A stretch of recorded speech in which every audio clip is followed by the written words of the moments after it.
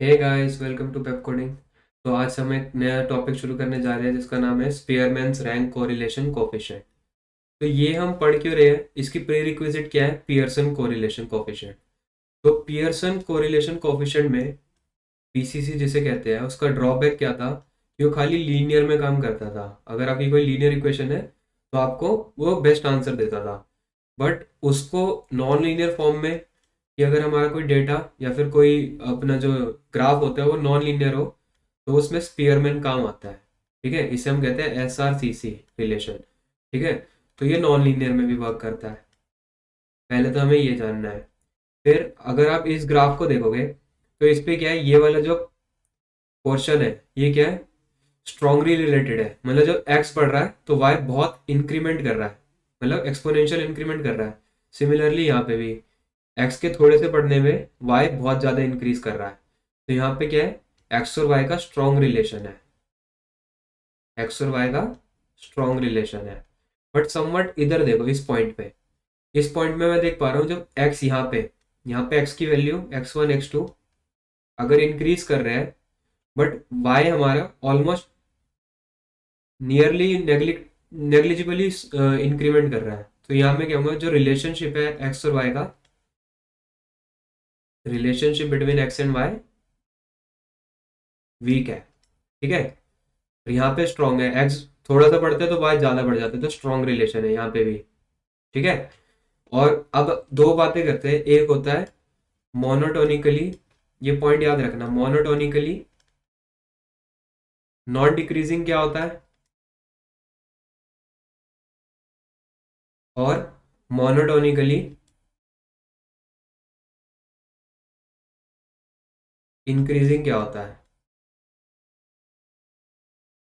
ठीक है, तो मोनोटोनिकली नॉन डिक्रीजिंग क्या होता है कि सपोज करो यहाँ पे, मेरा x2 पॉइंट है, x1 पॉइंट है, तो यहाँ पे मेरा y2 पॉइंट है, y1 पॉइंट है। तो जब x2 पॉइंट और x1 पॉइंट, जब मेरा x2 ग्रेटर है x1 से and y2 is somewhat greater और इक्वल टू है, तो उस पॉइंट को मैं कहता हूं मोनोटोनिकली नॉन डिक्रीजिंग।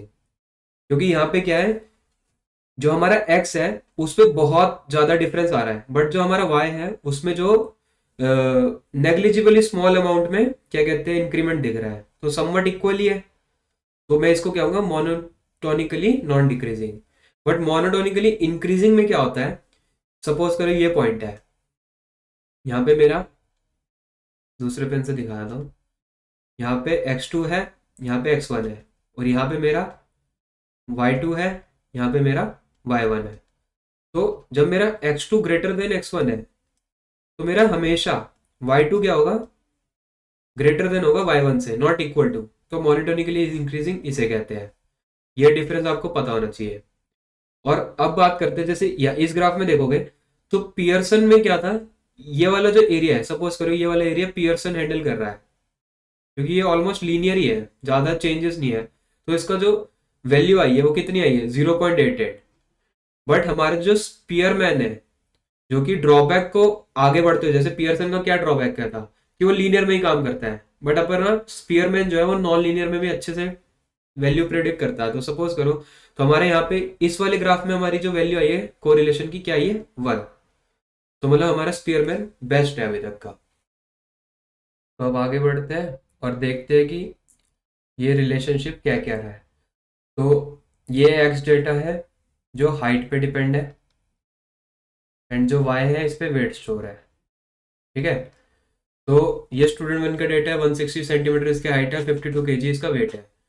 तो जो हम रो डिनोट करते थे, ये होता था पीसीसी के लिए। ठीक है, एक्स कॉमा वाई। तो ये क्या करता था, ये लीनियर रिलेशनशिप में काम करता था। बट जो हमारा स्पेयरमैन रैंक और रिलेशन कोफिशिएंट है, वो क्या करता है, इसको डिनोट करते हैं हम आर से, समवन लाइक दिस। एंड हम कहेंगे कि तू पियर्सन ही है, बट तू अपने अंदर रैंक स्टोर कर ले, rank of X and rank of Y. अभी रैंक ऑफ एक्स और रैंक ऑफ वाई क्या है, अगर मैं कहूं कि यहाँ पे मैं एक वैल्यू ले लूं रैंक ऑफ एक्स, वो क्या करेगा, इस डेटा को, इस पर्टिकुलर रो, इस पर्टिकुलर कॉलम को सॉर्ट करेगा इंक्रीजिंग मैनर में, और उसको पर्टिकुलरली स्मॉलेस्ट वैल्यू को रैंक दे देगा 1 एज इट इज। सो 140 को हमने इसको रैंक दे दी 1 क्योंकि स्मॉलेस्ट है। फिर उसके बाद आता है 152, फिर 158 को 3 रैंक दे देगा, 160 को 4th एंड 170 को 5th rank. Similarly rank of relation of y क्या होगा, वेट पे पहले आएगा 46, देन 51, देन 52, 66 एंड 68। तो हमने इसको रैंक दे दिया है। अब ये कहता है कि सपोज करो मेरा x की वैल्यू इंक्रीज कर रही है और y की वैल्यू भी इंक्रीज कर रही है, ठीक है। मेरी x की वैल्यू इंक्रीज कर रही है और y की वैल्यू भी इंक्रीज कर रही है। मेरे को फर्क नहीं पड़ता ये लीनियर है या नहीं है, इट इज लीनियर और नॉट। अगर x की वैल्यू इंक्रीज कर रही है और y की वैल्यू इंक्रीज कर रही है तो मैं अपनी रैंक को दे दूंगा एज 1। एंड x की वैल्यू इंक्रीज कर रही है एंड y की वैल्यू डिक्रीज कर रही है, ये लीनियर है या नहीं मेरे को फर्क नहीं पड़ता, क्योंकि ज्यादातर जो पेयरमैन का काम है वो नॉन लीनियर में होता है, बट लीनियर भी है चल जाएगा। तो ये रैंक दे देगा -1, ठीक है। तो अब ये रैंक 1 और -1 क्यों दे रहा है, क्योंकि यहाँ पे जो रैंक है वो स्ट्रिक्टली इंक्रीजिंग है। 1 के बाद 2 ही आएगा, 2 के बाद 3 आएगा। डेटा में ऐसा नहीं है कि कोई ऊपर जा रहा है कोई नीचे आ रहा है, स्ट्रिक्टली काम कर रहे हैं।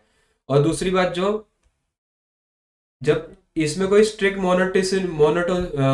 मोनोटोनिसिटी होती है तो वो रैंक 1 देता है या -1 देता है। अगर इसमें मैं लीनियर की बात करूं तो यहाँ पे क्या होगा, इस लीनियर के लिए जो मेरा रो होगा वो 1 देगा, और अगर यही डेटा लीनियर हो तो मेरा रो जो होगा वो -1 देगा। तो बेसिकली स्पीयरमैन ने क्या किया, पियर्सन की रिलेशन में बस इतना कह दिया कि भाई तू अपने डेटा को सॉर्ट कर ले रैंक के फॉर्मेट में, ठीक है। अब एक और एग्जांपल देखते हैं। अब इसमें इस रिलेशन में एक्स वाई रिलेशन में अगर मैं ये स्ट्रेट लाइन ड्रॉ करूं तो इसमें दिखेगा जो आपका ये है पियर्सन के लिए बेस्ट है। बट जब आप आउटलायर्स देखते हो, कुछ आउटलायर्स मेरे को दिख रहे हैं यहाँ पे, ये जो आउटलायर्स है ये पियर्सन नहीं हैंडल कर पाता, तो इसकी जो वैल्यू है 0.67 है, जबकि स्पीयरमैन जो है वो अपने कोरिलेशन में 0.84 देते हैं। क्यों? क्योंकि ये जो है ये रैंक पे काम करता है, इंस्टेड ऑफ दिस ये रैंक्स पे काम करता है। तो जो इसकी एक्यूरेसी है वो पियर्सन से ज़्यादा है। तो मैं ये कह सकता हूँ कि जो स्पीयरमैन रैंक कोरिलेशन कोफिशिएंट है वो मच मोर रोबस्ट है, much more robust to what, to outliers। तो ये स्पीयरमैन जो है ये मच मोर रोबस्ट है to outliers than Pearson coefficient, correlation coefficient. तो I hope you understand it very well. मिलते हैं अगली वीडियो में, तब तक के लिए good bye, have a nice day.